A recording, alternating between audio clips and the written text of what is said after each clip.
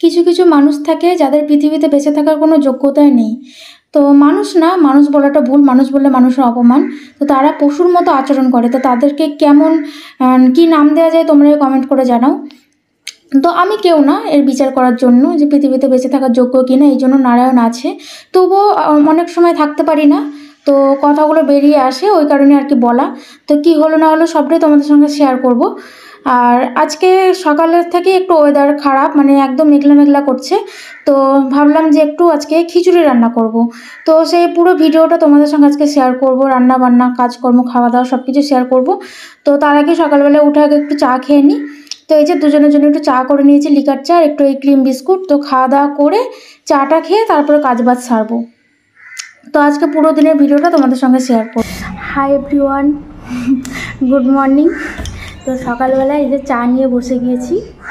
এখন বাজে 1 মিনিট 10টা 22। তো এখনই মর্নিং হয়েছে আমার।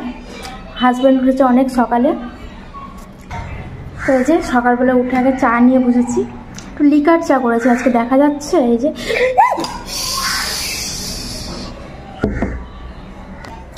তো দেখলেই তোমরা এর আগে তোমাদের চাটা দেখাতে গিয়ে আমার পায়ে ঠায়ে পড়ে তো একাকার অবস্থা, গরম চা পায়ে পড়ে গেছে, জানি না ফুচকা টুচকা পড়বে কিনা।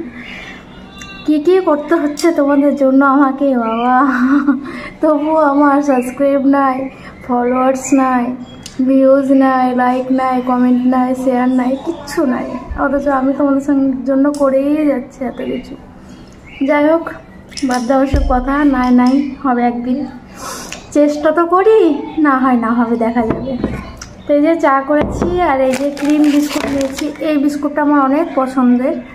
এর ভিতরে একটা ক্রিম, মানে অরেঞ্জের ক্রিম লাগানো থাকে। এই ক্রিমটা আমার খুব ভালো লাগে খেতে। তো এই বিস্কুটটা প্রায় খাই, আমার খুব পছন্দ।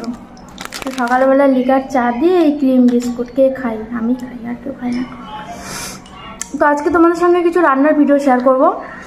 রান্নার ভিডিও বলতে আজকে দুপুরবেলায় থাকবে সবজি খিচুড়ি, আর থাকবে কুমড়োর বেগুনি আর ফুলকপির বড়া আর কি, বেসনে ডুবিয়ে ভাজা, ওই আর কি। আর পাঁপড় ভাজাও থাকবে সাথে।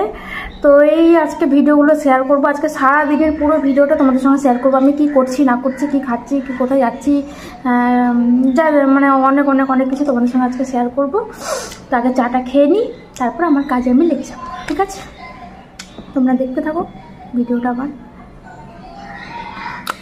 দারুণ খেতে ক্রিমটা। তো প্রথমে আগে রান্নাটা বসিয়ে দেব। তো বেলা বেশ অনেকটাই হয়েছে, প্রায় 11:30 মতো বাজে। তো খিচুড়ি রান্না করব তোমাদের বললাম। তো সেই জন্য পরিমাণ মতো চাল নিয়েছি, 1 কাপ মতো চাল, আর মানে হাফ কাপেরই একটু বেশি মতো ডাল নিয়েছি। তো 2 রকম ডাল নিয়েছি, মুগ ডাল, মুসুর ডাল।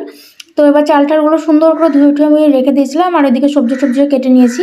তো এবার প্রেসার কুকারে সব আমি একসঙ্গে সিটি দিয়ে নেবো, 2টো মতো দিয়ে তারপর ফোড়ন দিয়ে নেবো, ব্যাস খিচুড়ি কমপ্লিট। আমি নর্মালি মানে এইভাবেই খিচুড়ি করি, যেহেতু আজকে অনেকটা বেলা হয়ে গেছে, ওই জন্য অত ভাজাভুজি করার মতো টাইম নেই। টুকটাক মানে যত শর্টকাটে হয় তত তাড়াতাড়ি আর কি ভালো। তো এই যে, তো এখানে আমি বেশ কয়েক রকমের সবজি কেটে নিয়েছি। তো সবজি দিয়ে আজকে খিচুড়িগুলো বানাবো। এখানে কেটে নিয়েছিলাম আমি আলু, সিম, ফুলকপি, তারপরে কুমড়ো, মিষ্টি কুমড়ো আর কি। তো সব রকম সবজি টবজি সব দিয়ে দিয়েছি। আর ফুলকপিটা আমি একটু গরম জলে ভিজিয়ে রেখেছিলাম, নুন আর গরম জলে, তাহলে কি সুন্দর পরিষ্কার হয়ে যায় আর কি। আর ভাপিয়ে নিলে ফুলকপির একটা বাজে গন্ধ থাকে, ওটাও চলে যায়, ওই কারণে আর কি। তো প্রেসার কুকারে সব দিয়ে জল টল দিয়ে এবার 2-3টে মতো সিটি দিয়ে নেবো। আর এদিকে খিচুড়িটা ফোড়নের জন্য মশলাটাও কষিয়ে নেবো। তো প্রথমে কড়াইতে দিয়ে দিয়েছি তেজপাতা, শুকনো লঙ্কা, গোটা গরম মশলার মধ্যে দারচিনি, এলাচ, লবঙ্গ, তারপর একটুখানি গোটা জিরে। তো সব দিয়ে সুন্দর করে ভাজাভুজি করে নিয়ে এরপর একটুখানি আদা গ্রেট করে রেখেছিলাম, আর টমেটো আর কাঁচা লঙ্কা, তো সবটাই দিয়ে দিলাম এর মধ্যে। এবার সুন্দর করে মশলাটাকে একটু ভেজে কষিয়ে আর কি নেব। তো এই মশলাটা সুন্দর করে ভাজাভাজি হয়ে গেলে সেদ্ধ করা ওইগুলো দিয়ে দিলেই খিচুড়িটা কমপ্লিট হয়ে যাবে। তো এর মধ্যে পরিমাণ মতো নুন আর গুঁড়ো মশলা, যেটা হলুদ, জিরে গুঁড়ো, ধনে গুঁড়ো, ওটা একটু দিয়ে দিলাম। আর সামান্য একটু লঙ্কা গুঁড়ো দিয়েছিলাম আমি আজকে খিচুড়িতে। লঙ্কা গুঁড়ো আমি দিই না, তবু আজকে কি মনে হলো একটু দিলাম। তো এবার মশলাটাকে সুন্দরভাবে একটু কষিয়ে নিচ্ছি। দিয়ে তারপর তোমাদের দেখানো হয়নি, আমি বেশ খানিকটা নারকেল কুচি করা ছিল, ওটা দিয়েছিলাম। তো ওটা অফ ক্যামেরা দিয়েছি, ওটা ঠিক দেখানো হয়নি। তো সব দিয়ে সুন্দর করে একটু কষিয়ে নেব।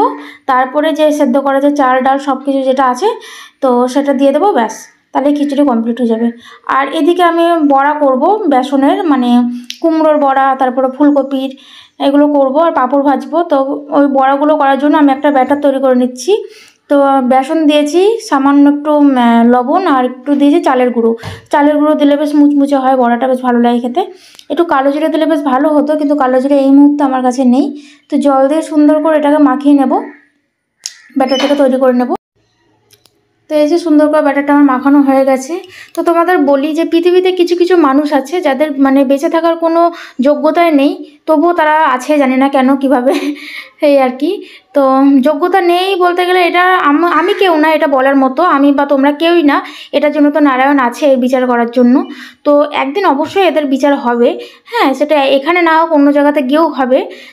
মানে মরার সময় আর কি, শেষ বয়স যখন আসবে তখন অবশ্যই বিচার হবে। মানে যে যেমন কর্ম করবে সে তেমন ফলভোগ অবশ্যই করবে।